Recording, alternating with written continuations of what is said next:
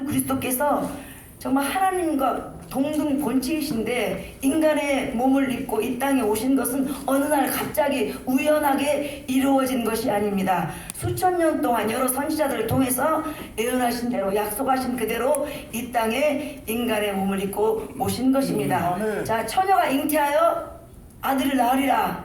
또 베들레헴에서 나리라. 이거 이미 700년 전에 이사야를 통해서 미가 선지자를 통해서 다 예언하신 것이 성취되신 것입니다.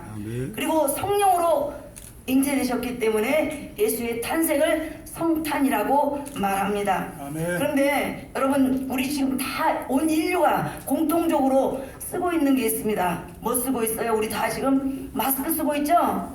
네? 그 마스크 왜 쓰고 있습니까? 네, 아시면 오늘 제가 상담 드릴게요. 네. 마스크 왜 썼어요? 전 제가 알거든요. 제가 마스크 쓰고 엄청나게 지금 회개하고 있기 때문에.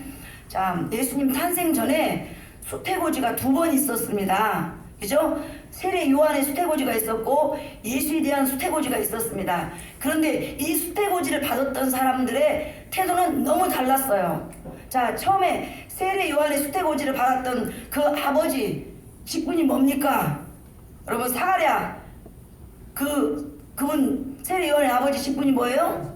우리들처럼 제사장, 목사. 어머니는 아론의 자손 엘리사벳은 막 그냥 기독교 명문가, 나면서부터 모태신앙 이런 집안이었어요. 그런데 이들이 성경 1장 누가복음 1장 13절에 보면 사가랴가 이제 그 천사가 나와서 이야기합니다. 너의 간구함이 들린지라. 너의 간구함이 들린지라. 그러니까 간구를 했다는 것입니다. 기도를 했어요. 무엇을 기도했는가 말합니다. 지금 그 다음에 내 아내 엘리사벳이 너에게 아들을 낳아주리니 이름을 요한이라 하라. 그러니까 아들이 없어서 그걸 간구했어요. 근데 막상 아들을 낳아준다고 하니까 사가랴가 어떻게 했습니까? 믿습니다. 아유, 내 기도가 응답되었습니다. 이렇게 했어요?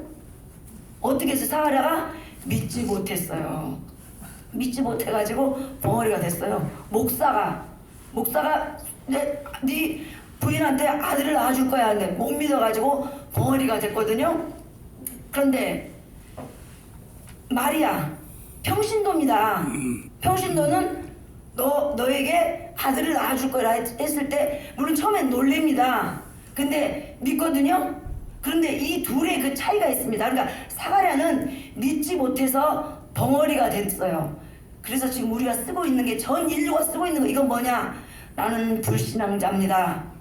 나는 목사인데 성경 말씀을 믿지 않습니다. 그거 고백하는 겁니다. 제가 그랬거든요. 16년 전에 하나님 말씀하신 게 저한테 있었어요. 근데 아침 해가 뜨면 막 믿습니다, 맞습니다. 저녁 때 되면 이건 아니야. 이건 있을 수 없는 일이야. 내가 막 이제 미국으로 도망가려고 집도 사놓고 그랬는데요. 제가 이 코로나가 오면서 정말 이 마스크 너무 불편하지 않습니까? 그래서 엄청나게 제가 회개하고 하나님께 이 불신앙을 제가 이제 돌이켰습니다. 주님도 말씀하셨어요. 인자가 올 때, 마지막 날에 올 때, 재림할 때 내가 믿음을 보겠느냐.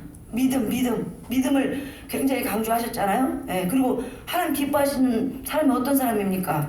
믿음 있는 사람. 예, 믿음 있는 사람. 아멘. 우리 다 지금 마스크 벗으려면요 불신앙 회개해야 돼요. 아브라함이 믿음의 조상이 된 거 우연이 아닙니다. 아멘. 예, 저 이삭 번제 드리러 갈 때요. 번제 이제 드리러 갔잖아요. 드리러 갈 때 뭐라고 합니까? 아브라함이 그 믿음의 조상이 됐던 결정적인 그 단어가 거기 나와요. 그 이삭 드리러 갈 때 하인에게 하는 말이 내가 이삭을 번제로 드리고 돌아오리라 하지 않고 내가 예배 드리고 우리가 돌아오리라. 창세기 2장 22장 23절에 보면 우리가 돌아오리라. 예배를 드리고 우리가 돌아오리라. 그러니까 하나님이 다시 돌려주실 것을 알고 기대했다는 것입니다. 믿음은 바라는 것들의 실상인데 그 바란다는 것은 기대하는 것입니다. 그러니까 하나님이 돌려줄 것을 기대하는 것입니다. 아브라함은. 예, 그래서 믿음이 조상이 된 것이고요. 우리는 다 지금 사가랴처럼 목사고 제사장이고 하나님 말씀 맡은 사람들인데 불신앙 때문에 지금 마스크 쓰는 이런 신세가 되었습니다. 벙어리가 되었습니다. 우리가 교회가 회개하고 목사들이 그 불신앙을 회개하고 돌아온다면 전 세계 코로나 반드시 아멘. 속히 종식될 줄로 믿습니다. 아멘. 네, 그래서 제가 오늘 그 불신앙을 회개하고, 그런데 이제 마리아의 고백이 굉장히 중요합니다. 오늘 이 본문 말씀을 좀 보도록 하겠습니다. 누가복음에 보면 누가복음 1장 46절 55절에 마리아의 고백이 나오는데, 오늘 이 성탄과 모성애에 관한 굉장한 중요한 말이 나옵니다. 내 영혼이 주를 찬양하며 내 마음이 하나님 내 구주를 기뻐하였으면 그의 여종의 비천함을 돌보셨습니다. 이 말은 지금 아이를 너가 잉태될 것이야, 결혼 전에 네가 아이를 낳게 될 것이야, 이 말을 듣고 이런 고백을 하는 것입니다. 그러니까 미혼모가 된다는데 이런 이야기를 지금 하는 거예요. 얼마나 지금 마리아의 믿음이 출중한가, 그 이야기를 하는 것입니다. 그리고 보라, 이제 후로는 만세에 나를 복이 있다. 내가 미혼모가 아니야. 나 미혼모 아니고 후에는 나를 복이 있다. 성모라고 사람들이 나를 일컬을 것이라고 지금 예언하고 있는 거예요. 자기 신분에 대해서.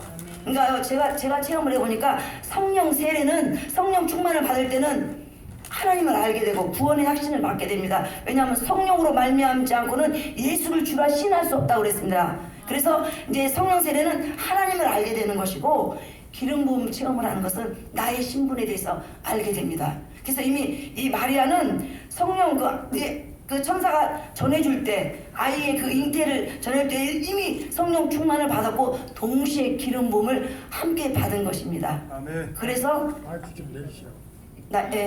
그래서 기름 부음을 받고 자기의 신분을 알 겁니다. 예수님도 마찬가지입니다. 예수님도 요단강에서 물세례 받고 올라오셨잖아요. 그때 하늘의 소리가 들렸어요. 뭐라고 했습니까?